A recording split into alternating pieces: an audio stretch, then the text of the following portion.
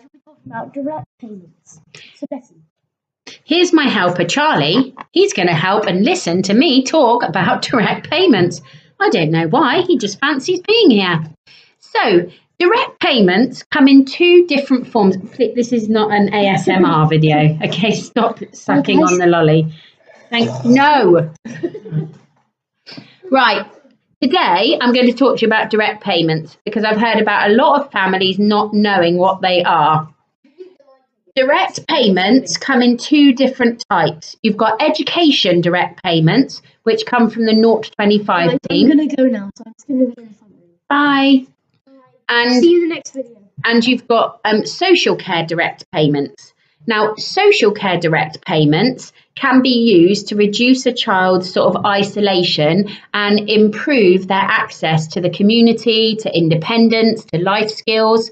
Most people who are using direct payments, they are using them for things like enabling. Sometimes you will be seen to need direct payments for respite.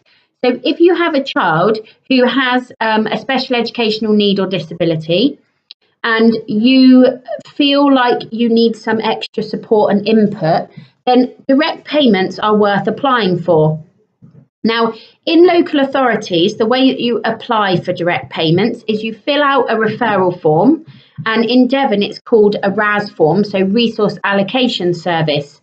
So for your local authority, the best thing to do is to Google social care direct payments or direct payments for disabled children, something along those lines. And they're quite similar to the PIP payments, the personal independent payments that you'd get for adults. So these payments are paid directly. Here's my son, he's just been given a bath by his granddad. Direct payments are paid directly onto a card, and you can then pay for services with them. So in your local authority, there'll also be a document which identifies what you can pay for with these direct payments. I've seen things like forest schools. Oh, we look very similar. I've seen things like sensory activities, Lego clubs.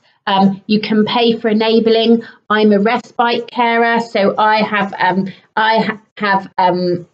direct payments paid to me from a family, two different families I had, who pay for to pay for respite, so the child actually sleeps over. Bye, Harry. So direct payments can be a really talk about Lego Club. Direct payments can be a really useful way of you having an amount of money to sort of access other adults.